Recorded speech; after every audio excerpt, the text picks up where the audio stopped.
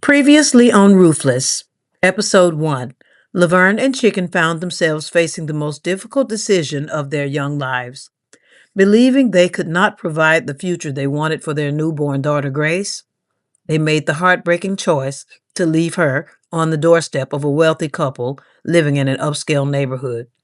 Before saying goodbye, Laverne spoke words of love, faith, and hope over her baby, praying that God would order her steps and fulfill his purpose for her life. From a distance, the young couple watched as Grace was discovered by Frankie and Lonnie Payne, a married couple whose luxurious home concealed a troubled relationship. While Laverne prayed that her daughter had found a loving family, the reality was far different. Frankie and Lonnie's marriage was already strained by bitterness, resentment, and infidelity. As night fell, the arguing continued while baby Grace lay nearby, crying and alone. Unaware of the life that awaited her, Grace spent her first night in a house filled with conflict instead of comfort, anger instead of affection, and uncertainty instead of love. Meanwhile, Laverne returned home carrying a grief that would follow her for years to come. And now for episode 2 of Roofless. The choice continued to weigh heavily on Laverne's heart. No matter how much time passed, she could never fully escape the memory of leaving her baby daughter in the care of complete strangers. Whenever her thoughts drifted back to that season of her life, another memory soon followed. Just days before the start of her senior year in high school, her mother had walked into her bedroom with a look of determination on her face. She too had made a life changing decision that would alter the course of Laverne's future. Valerie had fallen in love. Swept up in the excitement of a new romance, she began making plans she had yet to share with her daughter or her son. Laverne remembered the day clearly and the wide smile that crawled upon her mother's face. So, Vern, Thaddeus has asked me to marry him. Isn't that wonderful? Valerie said, beaming, as she held out her hand, watching the diamond catch the light as she proudly announced the news.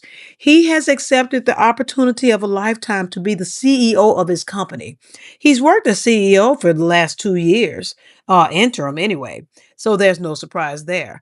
Now they want him to relocate to New York, New York. Isn't this exciting? And guess what? We're going with him.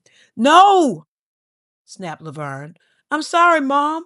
I didn't mean to yell or be disrespectful, but no, it's not exciting. What about my senior year in high school? And more than that, my scholarship. Nothing's going to change that, Vern. All you have to do is keep working hard and your scholarship will stay intact. You will still go to SCAD just as planned. And what would be even better is if you chose Parsons School of Design, that's actually already in New York, New York. In fact, I think that would be amazing. They gave you great offers too. No, Mom. I chose Savannah College of Art and Design, and that's what I want to do. But I don't even know if that's possible anymore. I feel like the rug has been pulled from under my feet. Now you're just being negative. I don't want to talk about it anymore, Vern. I've told you what we're doing, so you figure it out. Laverne felt like the ground beneath her had shifted. Everyone around her seemed to be making choices that changed her life without asking what she wanted. First, she faced the heartbreak of letting go of her baby. Now she was facing being told that she had to let go of the only life she knew. For the first time, Laverne wondered what it felt like to have someone choose her. Chicken, on the other hand, continued to move forward. While Laverne struggled beneath the weight of the choices they had made, he poured himself into his future. During his senior year of high school, he rose through the ranks of the ROTC program, earning respect as a young leader and prepared himself for the life he had always envisioned in the military. He focused on discipline, purpose, and the path ahead. Unlike Laverne, who was constantly looking back at the moment that changed their lives forever, Chicken refused to turn around. A bunkmate glanced over to the phone vibrating on Chicken's bunk. Yo, Sparrow, somebody named Vern keeps calling. Chicken looked up from across the room. The moment he heard the name, his expression hardened. Get away from my phone, man, he shouted. The bunkmate raised his hands and stepped back. You gonna answer it? Chicken looked at the screen for a moment as Laverne's name continued flashing. No, he said coldly. Let it ring. A few seconds later, the ringing stopped. For reasons he couldn't quite explain, Chicken felt a knot tighten in his stomach as the screen went dark. The future was his focus, and little by little, the calls to Laverne became less frequent until they stopped altogether. He kept walking forward, determined to become the man he believed he was meant to be. But even as he built a future for himself, a part of his past remained, the daughter he had loved enough to let go of. The years came and went, but very little changed inside the house. The arguments that had filled baby Grace's first night there continued to echo through the walls. Harsh words became a normal part of life. Doors slammed, accusations flew, resentment lingered and grew. Lonnie's unfaithfulness continued as well, reopening wounds that never had the chance to heal.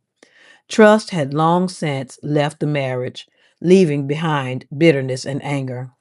Caught in the middle of it all was Grace, the little girl who was left behind by her teenage parents. As she grew, she learned not to expect much.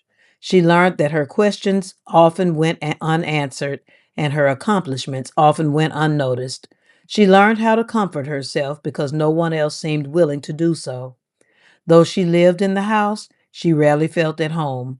Though she was cared for, she seldom felt cherished. Though she was surrounded by people, she often felt invisible. What she didn't understand was that the neglect she experienced had nothing to do with her worth.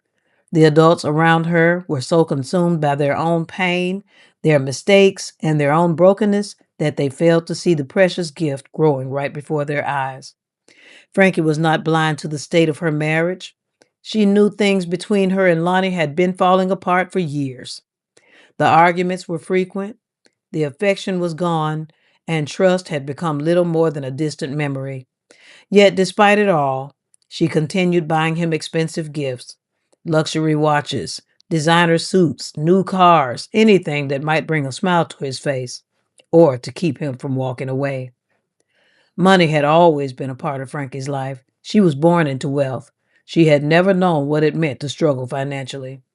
The sprawling estate they called home nestled among the mansions of one of the city's most prestigious neighborhoods and had been there long before Lonnie entered the picture. Deep down, Frankie feared that the money was the only thing holding their marriage together. She couldn't buy loyalty or faithfulness, and she couldn't buy love. But she kept spending anyway, hoping that each gift might accomplish what her heart no longer could. And Lonnie kept accepting. Whether he stayed for the lifestyle or the comfort her wealth provided, Frankie wasn't sure. What she did know was that every extravagant purchase felt less like a gift and more like a payment on a marriage that was already overdue. Late one afternoon, Frankie received a phone call from a longtime friend. Girl, I hate to give you this news, Frankie, but honey, I saw your man riding in y'all's new Jag with some woman sitting real close beside him. Frankie closed her eyes and sighed. She had had enough. She had heard enough. For years, well meaning friends had called with whispered reports, sightings, and suspicions. Every phone call reopened wounds she had spent countless nights trying to ignore. Listen, Franklin said firmly, I don't need any more bad news about my husband. If you call me again, let it be for something positive, or don't call at all. I'm tired of hearing it. She ended the call before her friend could respond, but the conversation stayed with her. The image of Lonnie with another woman in their new Jaguar that she had just purchased for him replayed in her mind for the rest of the day. No matter how hard she tried to shake it, it wouldn't go anywhere. By evening, Frankie found herself walking into a gun store. She told herself it was for protection. Protection from what? She wasn't entirely sure. What she did know was that her marriage was unraveling. Her trust was completely gone. And for the first time in a long time, She felt something dangerous growing beneath the surface. Not fear, but anger. The kind of anger that had been waiting years to be heard. Lonnie wasn't a cruel man by nature, but he was a selfish one. He had spent so many years putting his wants ahead of everyone else's that it had become second nature. As long as his needs were met, he rarely stopped to consider the cost of those around him. He enjoyed the life Frankie provided, the beautiful home, the luxury cars, the financial security, and the social status that came with her wealth.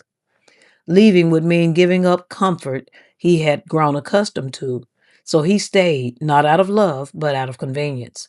Whenever guilt crept in, he quietly and quickly found a way to silence it.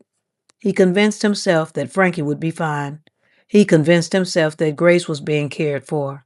He convinced himself that things weren't as bad as he thought they were, or as bad as they seemed. The truth was harder to face every time Grace looked at him with hopeful eyes. A small voice inside him reminded him that she did deserve a father, and she deserved more than a place to sleep and food to eat. She did deserve a father, and while Lonnie occasionally heard that voice, he never listened long enough to change. He continued to choose comfort over courage, convenience over responsibility, and self interest over love. Can I see you again tomorrow, Big Daddy? You know I can't get enough of you, Nellie teased, running her finger down his chest, getting out of the car. I think I can make that happen, little baby. What you think? I'll give you a call tomorrow, all right? All right, Daddy, Nellie said as she walked away, walking seductively, turning around to listen to Lonnie say, "Ooh wee!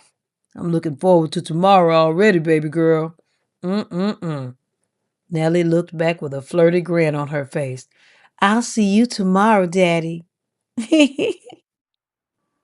You have just listened to Roofless, Episode 2. If you enjoyed, please hit like and share and subscribe to the YouTube channel. Thank you for your support.